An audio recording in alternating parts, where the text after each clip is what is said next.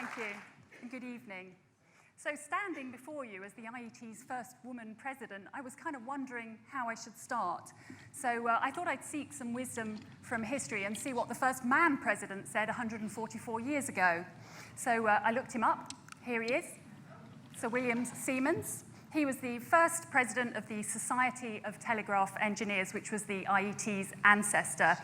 And he started his inaugural speech in 1871 by saying, "Gentlemen."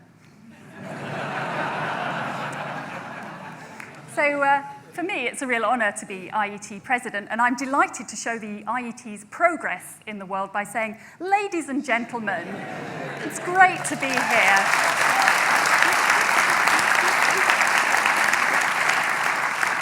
So I'm really looking forward to my year with this extraordinary institution. So today I'm going to talk a bit about my career, which has been in broadcast and communications, and then I'm going to extrapolate my experiences and give you one view of the future.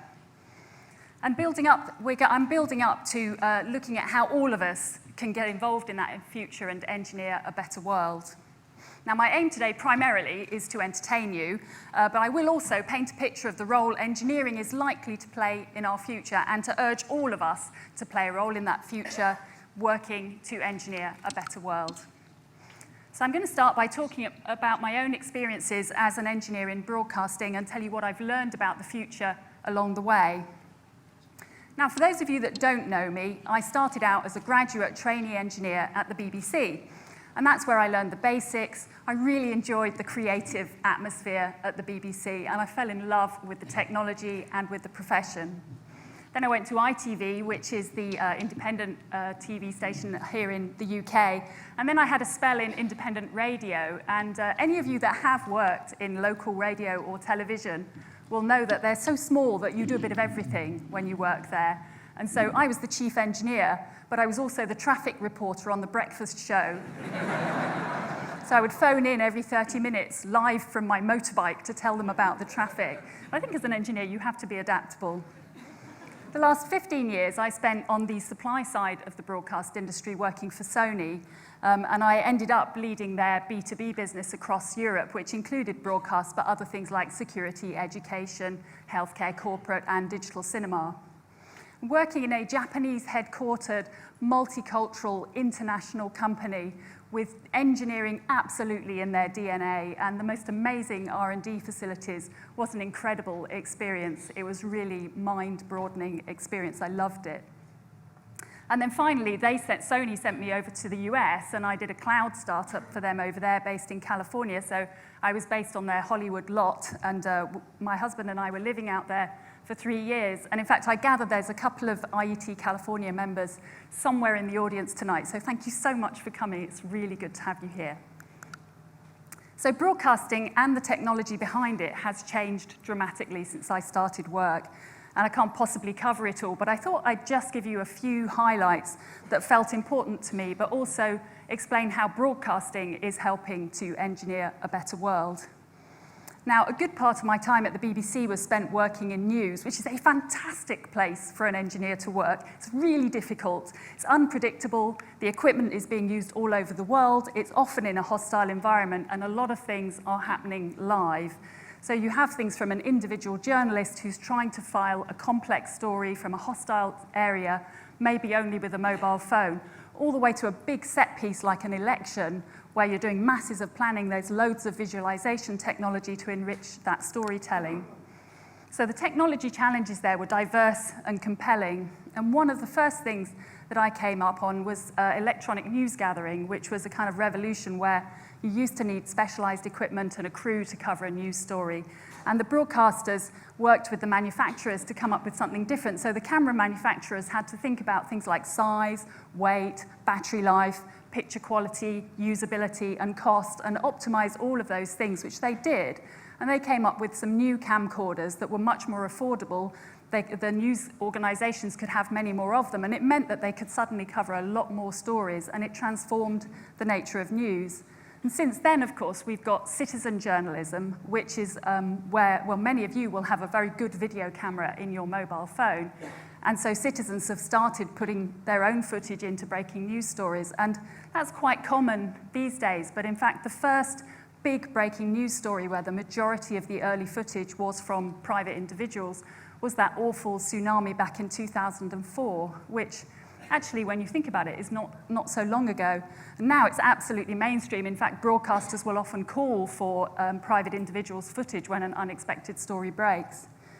So let's have a quick look at a news broadcast from a few decades ago and compare it with today. So you can see basically the presenters talking to the camera. That's pretty much it. This is 1970. Now you've got a presenter in a virtual studio. You've got a ticker tape. You've got Twitter stuff going on at the bottom. She's got 3 screens there. So she might have a talk with a correspondent. She might play in a video. There's a whole load of things that she can do there. It's a much richer experience than it used to be. And so one of the things that broadcasting has done is given us rapid access to information, which I think has contributed to engineering a better world. Now, I was in the building at Television Centre when the BBC launched the BBC News Channel, which is a 24-hour television news channel. And that's kind of interesting because today there's a debate going on saying that 24-hour news on TV is irrelevant now, that it's no longer needed because there are so many other sources of 24-hour news. So that's already done a full circle. I also was around for the launches of widescreen, for high definition. In fact, the first time I saw high definition was in a lab in Japan. And they put this big screen with this content, and my reaction to it was physical. I got a knot in my stomach. It was just the most incredible thing that I had ever seen. It seemed so real. And yet now, of course, we've seen 3D and we've got 4K or ultra high definition, which is just a step again of reality and being immersed in content. So what you see here is 4K on the right and standard definition on the left. And when you're looking at the big picture, you can see a lot more detail in the background with 4K, but just look at the faces. You can see emotion on the face on the right in the way that you just can't on the standard definition. Things have really changed the degree of immersion you can have into the content. Now, the next thing I think you'll see in your living room is high dynamic range, or HDR, and that's where they're matching the contrast of your eyes. So you can see a lot of detail in the brightest part of the screen and in the darkest part of the screen. And it's as good as the contrast in your eyes in the real world. So it feels like a very natural experience. And the people that have seen HDR say they can really tell a difference. It's much more immersive. And so I think that will become ubiquitous. So the professional cameras are now starting to build HDR in. Some of the screens already that you can buy in the stores are HDR. And even some mobile phone screens are already equipped with HDR. So looking at the future, one of the things I've seen recently is tests of 360-degree filming. This is a 360-degree camera, courtesy of the BBC, thank you very much, this is actually a consumer one. And this camera takes films in all directions simultaneously. And the professional versions of it are a bit chunkier, but it's fundamentally the same idea that you film in all directions simultaneously, and then you use a virtual reality headset to watch the footage. And it is truly much more immersive. And imagine, say, you filmed in 360 the Rugby World Cup. So you're sitting there watching it virtually, and you're watching the game, and you hear a shout behind you, and you can look round with your virtual reality headset. You can get a much bigger sense of what's going on than just the action that the producer has chosen to show you on a regular film. In fact, I'm a cellist. I've played in youth orchestras, admittedly, some time ago, and I've seen footage of an orchestra taken from right in front of the conductor, which is a view I'm very familiar with. And you see the musicians, and then as you turn your head to look around, very subtly the sound changes, as it would if you were actually there. And when you turn around, the conductor's right there in your face. You kind of jump backwards. It's just so realistic. So the ability to make a story understandable with this 360-degree filming, I think, is really interesting. But of course, not everybody wants to have a virtual reality headset in their living room. But gamers have these headsets. And so one of the thinkings that broadcasters are having is that maybe this is a way of getting some mainstream footage to gamers that they might not otherwise watch. With this footage, you can also watch it directly on a computer. As you can see here, it's not as immersive, but you can still move around and see what's going on from many different angles. You can do it on your phone too. So we'll hear a little bit more about that in a clip from the BBC later on. Now, watching a scene on television is like watching it through a window compared to 360 experience, which is like really being there in amongst it. But as I say, you may not see that mainstream in your living room anytime soon. It's not just technical, there's kind of editorial and practical decisions about why you might not do that right now. But I can imagine how you might use something like 360-degree filming in healthcare, say. So imagine someone in a hospice, maybe bedridden, probably not going to get out of bed again. And imagine being able to take them back to their garden or just to somewhere that they really love being. You know, imagine how that might make them feel if they never thought they'd see a place again that they loved, and you can take them there. And so I do think we may see something like this showing up in healthcare before we even see it as a mainstream thing in our living rooms. So back in the world of content production, I've had my head in the clouds for the last 3 years, making virtual collaboration tools with Sony. And my eyes have been really open. Spending 3 years immersed in cloud technology has really told me what an extraordinary impact the cloud and the Internet of Things is going to have on all of us, on our lives, our jobs, on business models, on security, where we work, and the people that we work with. The tools that we were making at Sony were for movie production teams, and also broadcasters. And the idea was that you could get creative people to work virtually together without having to get into a room. So the person doing the music score for the movie could do that from their beach house in Miami, or the editing team in Hollywood could work with the film crew in Australia, and they could discuss the footage each day without having to ship it backwards and forwards and have awkward conversations trying to work out where they were in the video. So it's tools to allow you to work together creatively. It's faster, it's cheaper, and it still allows the level of creativity that you need in that kind of thing. And I think the cloud is just going to allow that kind of virtual working in many different ways. So out of interest, just to make sure you're still awake, how many people in this audience have done some sort of virtual working with people internationally? Oh, wow. Okay, so I would say that's a good 30% of us. Which doesn't particularly surprise me with an audience like this. So it is quite mainstream now. A lot of people are doing that, and I just think the cloud is going to make it more and more common for people to be working virtually together. At a domestic level, my husband and I were living in California. Our family were back in the UK, so obviously we used things like Skype and FaceTime to stay in touch. People just don't make expensive international phone calls anymore. But that, you know, just take a moment. That is extraordinary progress. The fact that you can have a high-quality video conversation really easily with a device that pretty much everyone has in their pocket is incredible. And it's real progress. Probably also many of you have cloud-based email, cloud-based calendars that sync and allow you to use different devices. I plan my routes around London with aggregated data from tubes and buses and cycling distances and taxi fares so that I can optimize my route around the place. And I can track my husband, who's here. I can tell at the moment with my eyes, but I can track him. If he doesn't check in, I can use the power of the cloud to find out where he is. And there are 3 of us in our household, and we use a cloud-based shopping list. So we have one shopping list, it's on the cloud. All 3 of us put things on it, and then whoever's going to the store picks stuff up, crosses it off the list. There's just one list, it's always in sync, and that's, you know, it's just a really simple, really sensible thing. So I'm willing to bet that most people listening today use the cloud more than they know, and I can't emphasize enough just how much I think the Internet of Things and the cloud are going to change our lives in the future. I don't know what the killer app is. I doubt it's cloud-based shopping list, but there will be big, serious, life-changing apps that use the cloud or the Internet of Things that are going to change this world.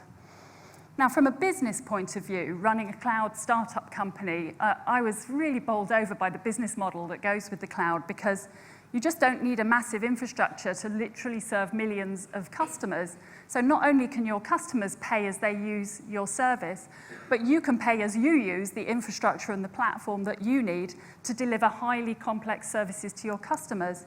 And so I do think that's going to change the dynamic between large corporates and smaller companies and entrepreneurs, where I think the smaller players are going to become a bigger part of the mix because the barriers to entry are so much lower now. And then the other thing that the cloud has changed that many of you will have noticed is video distribution. A company like Netflix, which I hadn't heard of a few years ago, now has 60 million subscribers. They offer video on demand services in most countries in the world, and you can watch it all over the world on many devices. And then YouTube has 1 billion users, and every minute 300 hours of video is uploaded onto YouTube. This is just a different world from the one that I first joined when I joined broadcasting. This world has morphed into a kind of media and communications world, and actually traditional broadcasters are beginning to ask what their purpose is, what is their role in this multimedia, anytime, anyplace future. And it's a serious question where they're trying to work out how to fit in now that there is so much other media available. So I've also witnessed over the last 3 decades broadcasting's contribution to the shift in the way that information is shared and communicated. Broadcasters and freelance journalists will highlight issues like environmental or social or political, and they can generate action globally. And I would say that has been the foundation for today's social media and other communications methods. And it leads to open discussion across societies, which feels good to me. Broadcast and communication technology is bringing us closer to universal access to information and knowledge, which has to be a good thing. It's another way that we're engineering a better world. So that's just scratched the surface of my world of broadcasting, and I thought I'd finish this section by just showing you some predictions for the future just in that specific world. And while I was looking for stuff, I came up with a prediction from 1967 of what our living rooms would be like in 2001. So I think we should have a look at that. Here's Walter Cronkite. One government report projects that by the year 2000, the United States have a 30-hour work week and month-long vacations as the rule. A lot of this new free time will be spent at home, and this console controls a full array of equipment to inform, instruct, and entertain the family of the future.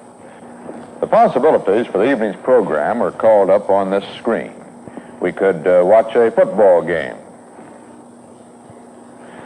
or a movie shown in full color on our big 3D television screen. The sound would come from these globe-like speakers. Or with a push of a button, we could momentarily escape from our 21st century lives and fill the room with stereophonic music from another age.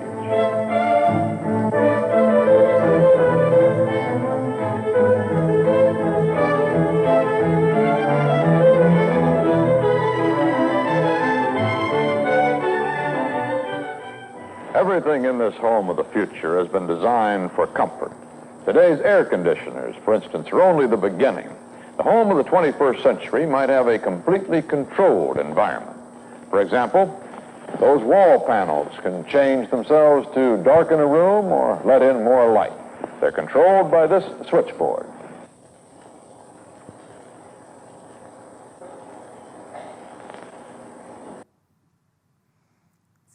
Actually, that was not so far wrong. I mean, what you've just seen is someone in 1967 predicting the smart home. I mean, it's incredible. The thing that he got wrong was that enormous piece of furniture in the living room, which has turned out to be a smartphone or a tablet. But otherwise, he nailed it.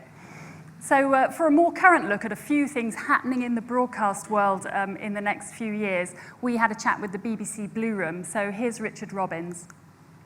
The BBC Blue Room was set up 10 years ago to advise and showcase the latest amazing broadcast and consumer technologies to our staff and stakeholders. One of the most important things is that now teenagers have everything they need to be their own broadcaster, a smartphone. An explosion in high quality and low cost consumer-based cameras has enabled content to be made and viewed in a very different way. This 360-degree camera could be the way programs and documentaries are made in the future, allowing the viewer, not the director, to choose the shot and angle. Finally, we have the Internet of Things, connected home devices, wearable tech, and sensors in everything. The future seems endless. Here we have an internet-connected speaker that allows us to find, search, control connected devices, and even turn lights on and off. Alexa, turn bedroom lights off. Okay.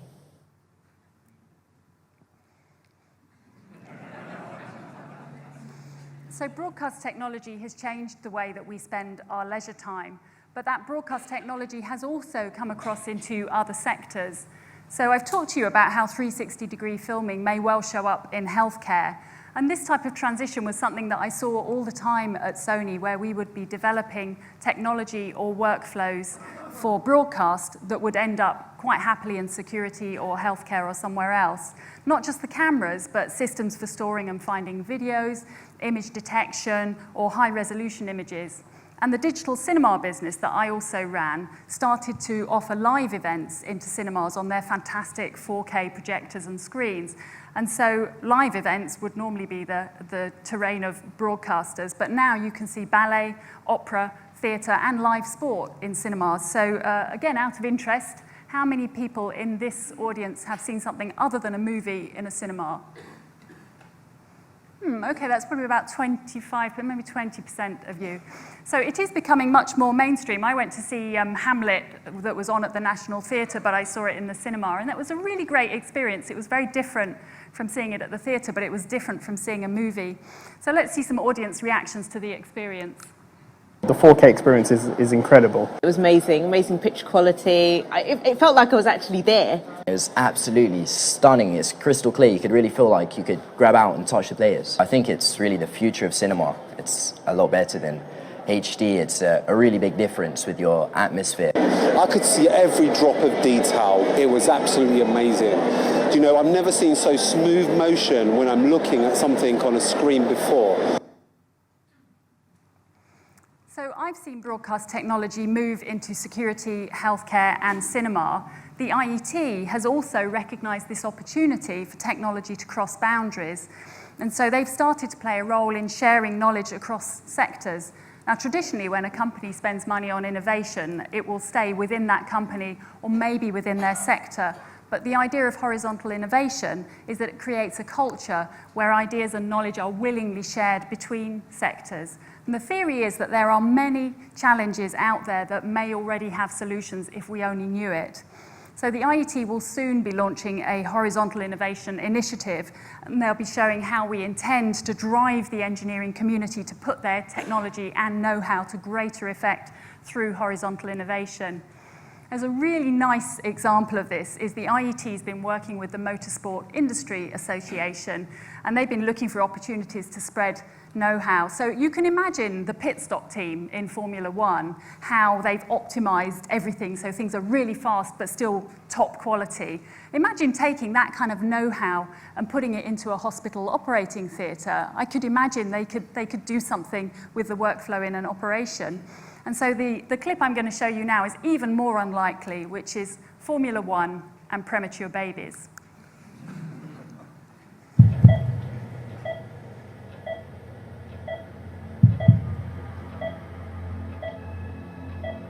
You know your baby so poorly, they can't even come out of their incubator for a cuddle.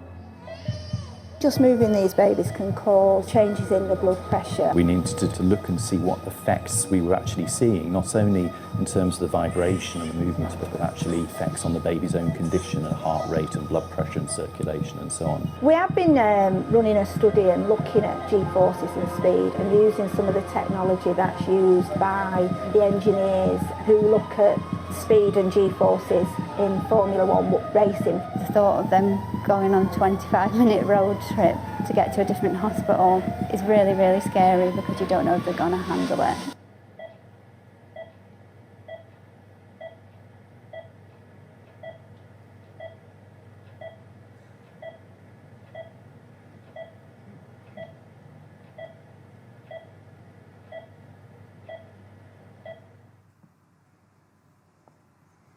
So it's just a compelling example of how engineering can make a difference, engineering a better world. Now, incoming generations of engineers are more motivated by making a difference in the world. What people want from life and careers is changing. And so this is going to affect companies, technologies, and economic models in the future. Now, there's been plenty of research into different generations. So I'm sure you've seen this kind of thing before, but just to quickly explain, baby boomers were born after the war, 1946 through to the early 60s. Generation X, early 60s through to 1980s, that's where I fit. Gen Y is 1980s to 2000, Gen Z after 2000. And my parents, who are in the audience, pointed out to me this morning that they are before the baby boomers. So I did look it up. And it seems that 1925 to 1946 is the silent generation, But what you see here is the iconic technologies that those generations have grown up with. But also the research says that these generations just want different things. So possibly my generation, my parents' generation would have wanted a relatively stable job, maybe to buy a house, maybe to buy a car, perhaps some status in the world, whereas Generation Y and Z are just not motivated by the same things. They want to make a difference. They want to do something that matters. I mean, actually, it's interesting for us as an institution because we have all of these generations and it turns out some more represented as in our institution's membership, and they all want and are motivated by very different things. And so that's quite a challenge, and companies are finding this too. So they're having to think about all of their policies to try and attract younger generations in a different way than they've done previously. So younger generations are likely to be asking at interview about corporate social responsibility, diversity, work-life balance, flexible working. They will probably negotiate on salary, but they'll probably negotiate harder about some other factor. And I recently met someone who's just graduated, and she's been offered a great job, and after 2 years, they're going to allow her on sabbatical for 6 months to just go do something that she loves or cares passionately about. And they're doing that in the hope that she'll be refreshed and come back to the company. And we're seeing that sort of thing much more often. The companies are changing the way they recruit to reflect the motivations of the younger generations. And so I'm also seeing more companies talking about their ethics, which is fantastic, and that's driven by the younger generations who care about that stuff. It matters, and companies and corporates are changing as a result. But although we're seeing new motivations in the younger generation, people wanting to make a difference, what we haven't yet managed to do is do a decent job of changing the perception of engineering, because engineering, people should understand, is a way to make a difference. In fact, I would argue that engineering is the way to make a difference in a world. It should be attractive to anyone that's interested in how things work, loves problem solving, and wants to make a difference in the world. Engineering, it's perfect. However, the statistics are telling us that we're just not attracting enough people into engineering, and we're particularly not attracting enough girls and women into engineering. So there's a global need for well-qualified, talented, professional engineers. So we need to attract engineers from the whole pool of available candidates, and that does include women and other minorities. So we need to find ways to make it clearer that engineering really could be a career for anyone. So the IET is playing its part in that with a campaign called Engineering a Better World. And if any of you did see the ITN video before that, that was also covering some of that. And the Engineering a Better World campaign has been aimed at school children, parents and teachers, as well as media and the government.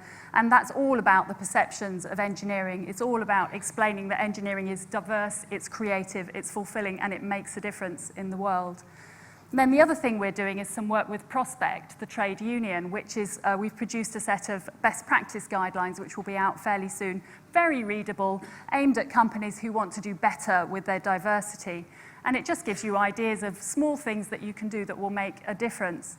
And from my own experience at Sony, running a large company, I did find understanding best practice was important and did make a difference. There's so many simple things like the language you're using in your recruitment ads or the images that you use in your marketing that will make a difference to who applies to work with you. And so I hope that companies will adopt these best practice guidelines, although I do hope they'll get on with it because we've been waiting a while now and we need more engineers. So if we're going to engineer a better world, we need to attract some more. There are big global as well as small local challenges out there for engineers to crack. So we do need all the talent we can get. And when I talk about diversity, just to be clear, this is not about doing the fair thing for women or minorities. This is a compelling societal and economic issue.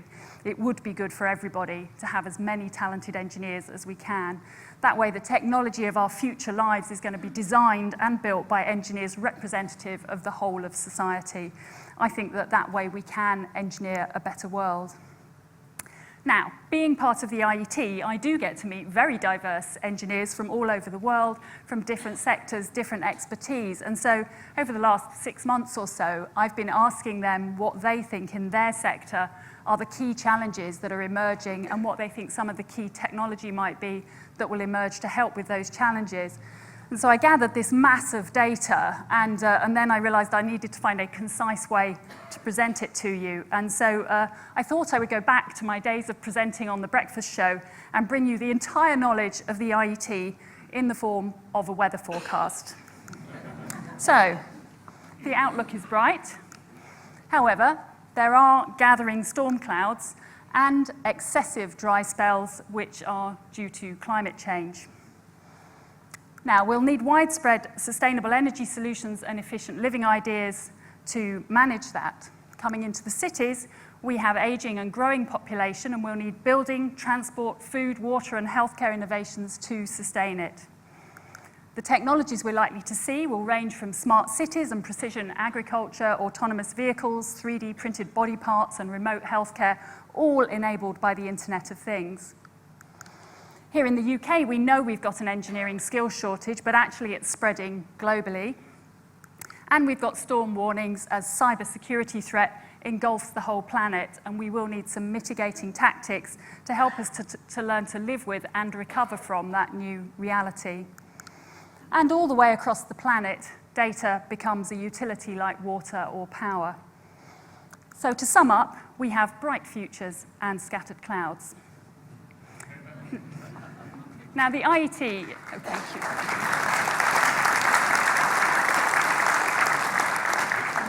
The IET is obviously working in a little more detail on those things with the experts across the membership, both on how to support the technology innovation, but also, where appropriate, influencing policy. But in order for me to understand what the future might hold, I was trying to picture how, in total, we are going to be engineering a better world. I sat down and imagined what it might be like to be living in the future. The year is 2050, and I'm an 86-year-old woman. My 3D printed house opens the curtains and wakes me up when I'm in my lightest sleep phase. It prints a single pill containing all of my prescribed medicines for the day. My bed's checked my vital signs and blood counts and recommended a few things to improve my well-being. My house is also generating electricity. When power is low, we top up from the national supply, which gets renewable energy from the global grid. It seems slightly ironic now that the poorest countries from my youth have been able to tap into their plentiful sunshine and boost their economies. That wheelchair's gone. The materials scientists created a smart fabric that supports me. Soon they'll be regrowing limbs. Since my husband died and me being partially sighted, I'm using these sensors that track my position and guide me around, which allows me to live independently. I meet my stepdaughter in the holographic kitchen. She lives in New York, but we sit and chat together. I'm going to meet my granddaughter later. She has plenty of time now. She manages to do 5 days' work in 3 thanks to the productivity of new technology. So I summon a driverless car and ask it to find her. Like so many people her age, she's always reskilling. She works for lots of different companies. My grandchildren have grown up with access to all the world's knowledge. It does worry me, though. Their whole life is in the public domain. It was always a worry to us, the whole privacy and cybersecurity thing. But it's a threat we seem to have mastered with a mixture of technology and pragmatism. On the journey, I like to take in my news feed, all the important news and subjects I'm interested in. It's so much easier now all the countries of the world are democracies thanks to technology facilitating open information and citizen action. Now look at this. There's an international team of engineers working virtually to create an environmental infrastructure. There's so much diverse talent around now that everyone has access to the internet, affordable education, and good quality remote healthcare. It's great that countries have got together to tackle all these problems. Ooh, the IET has launched a standard on interplanetary communications. Apparently, they teamed up with lots of institutions, governments, and the early settlers on Mars. It says here it's the latest in a long line of IET standards, from the wiring regs including DC for the home, the standards for electric vehicle charging, including aircraft, cybersecurity, safe hoverboard working practices, to the award-winning standards for artificial intelligence, including ethics. Ooh, look, the Rolling Stones are doing their final farewell tour. I've heard that one before. I'll catch them next time. The park's 45 minutes away, just long enough to catch up on Doctor Who. I love Doctor Who. She's just amazing.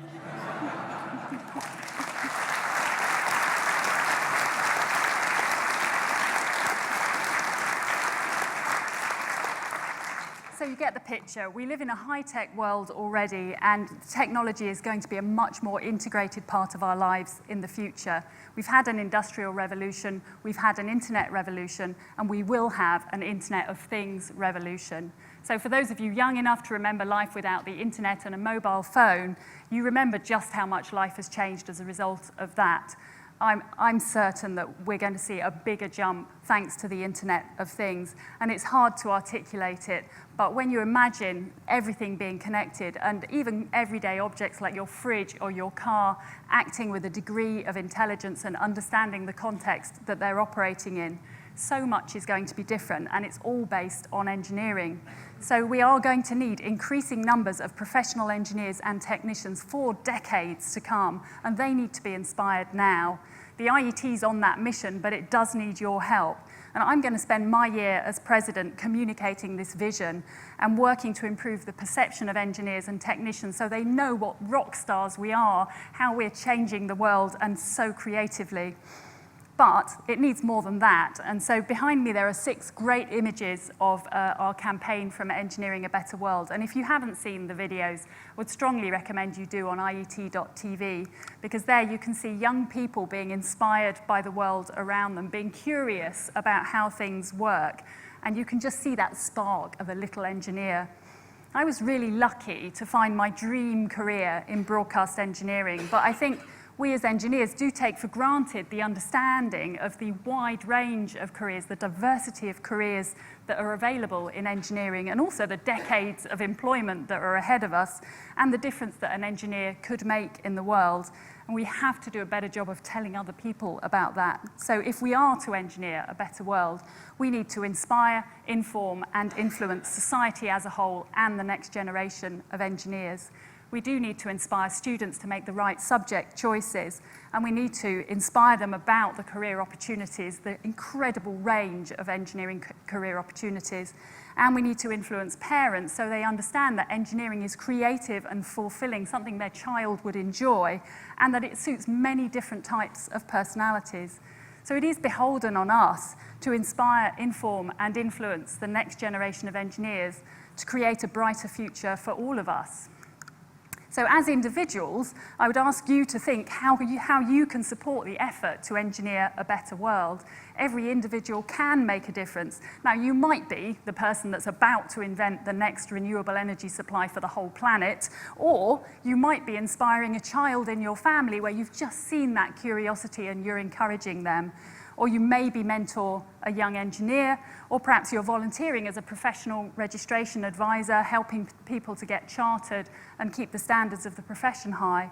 Or maybe you just talk passionately about your work so that people have a better idea of what it is that engineers do.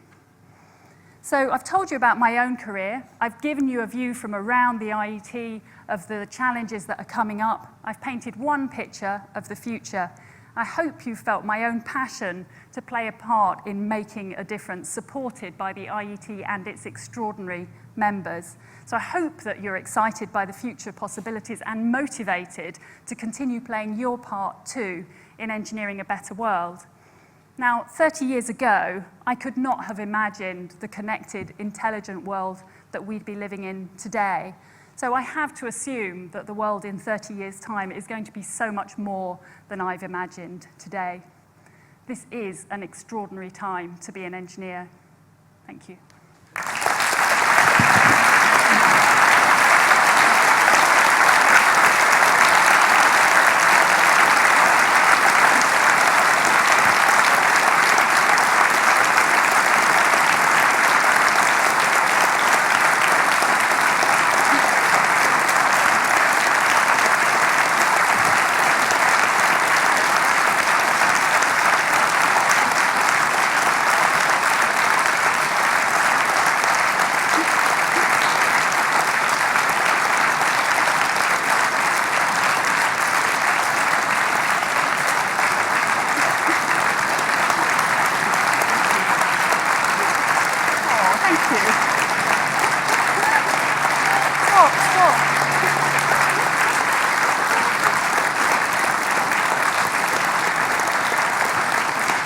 My lords, ladies and gentlemen, please welcome to the stage past President Barry Brooks.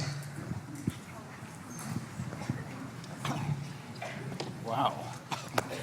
Well, good evening, everyone, both here in the lecture theatre with us this evening, and also, perhaps wasn't made clear earlier, a lot of people hopefully around the world watching us live on IET TV.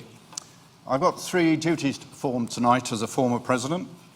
First, I would like to congratulate Naomi in taking up the office of president of our institution at a time, as she has described, when we're looking hard at how our institution should continue to evolve to meet the 21st century needs of our members, the wider engineering profession, and decision makers in the UK and around the world.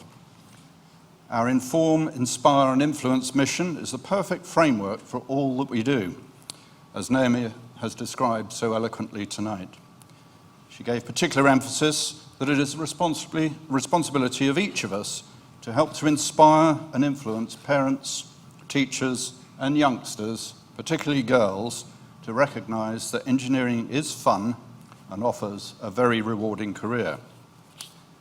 Now, it's possibly politically incorrect for me to repeat the fact that Naomi is our first woman president, but I will do so, as it has taken far too long for this to happen, despite there having been many successful and illustrious women engineers in the past who could have been our leaders.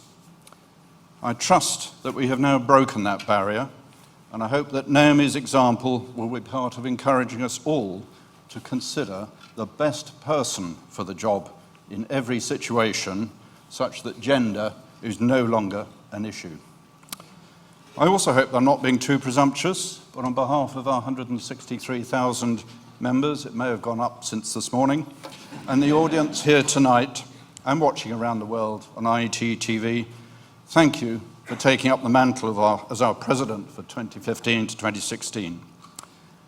The year goes quickly, so please enjoy yourself and the opportunities to meet and talk to as many members around the world as you can, as I know you're very keen to do.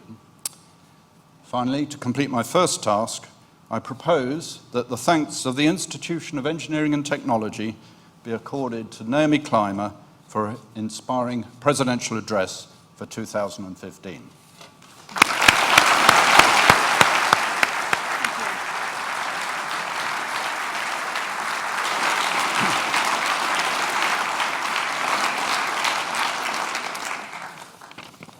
For my second task, as I'm no longer the immediate past president, it falls to me to propose a vote of thanks to our new immediate past president, William Webb, for his leadership of our institution, both as chairman of the Board of Trustees and as our institution's senior ambassador. William, please step forward into the limelight.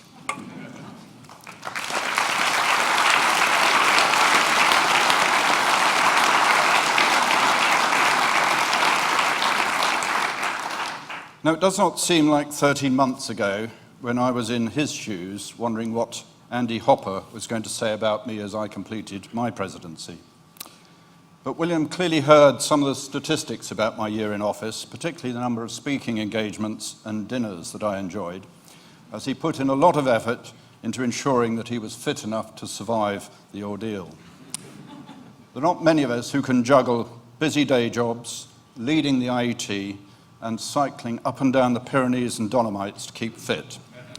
But as we can see, William has kept himself in trim. Now, in only 1 year, it's always difficult to assess what any one individual, even the president, can say about how he or she has made a difference, as it is more often more of a touch on the tiller, shifting priorities a little, or starting new initiatives that take a while to come to fruition. Nonetheless, reinforcing our core mission, engaging with members and others, and collaborating wherever possible to do so, takes careful leadership, and that is what William has successfully done in chairing a very strong Board of Trustees.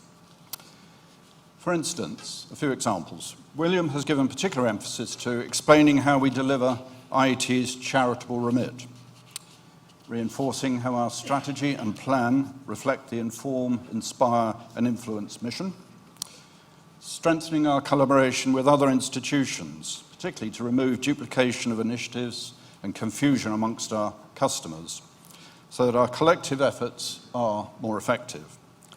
This includes Tomorrow's Engineers with Engineering UK, EngTech Now with the Institute of Mechanical Engineers and Civil Engineers, policy advice to government in conjunction with the Royal Academy of Engineering, our 5 to 19 education programme with IET members around the world and with the Institute of Mechanical Engineers, launch of our Engineer a Better World campaign with its emphasis on encouraging girls into engineering that Naomi also mentioned.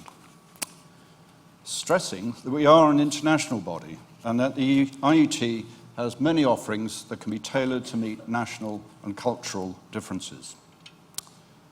William has also been at the forefront of the IET's increased use of the internet as a routine communications channel with our members through LinkedIn, regular blogs, IET TV and the ITN videos, My Community, which is the IET's communication, information and information sharing tool, Twitter and Facebook.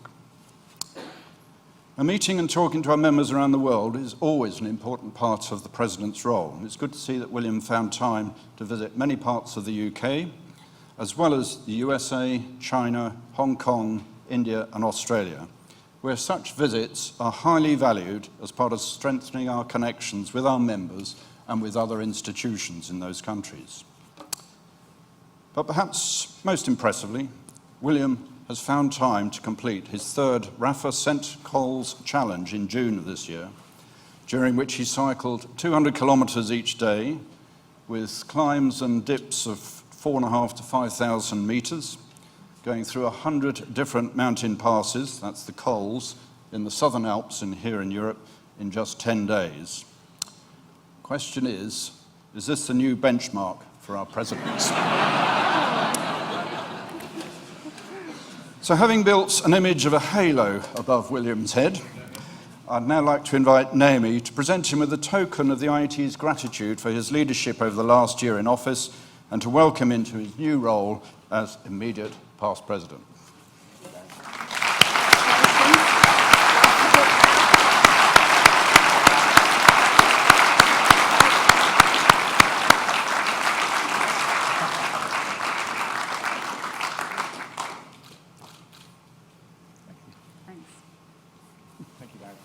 Well done. Thank you. And my third and final task this evening is to bring this event to a close, a formal close, to thank Naomi and all involved in a successful 2015 presidential address, to invite everyone to come to one or more of our other prestige events over the next few months, and particularly to invite everyone to come and visit our refurbished Savoy Place as soon as it opens. You will be impressed. You will be impressed. And also to wish everyone a safe journey home, inspired to follow up Naomi's exhortation for us all as individuals and collectively to champion engineering and to see what we can do to inspire the next generation. And also to invite those staying for dinner to meet in the mezzanine level further up. And for all of us, when we do get home, you can refresh your memory of tonight's event by watching the reruns on IET TV. Thank you. Good night.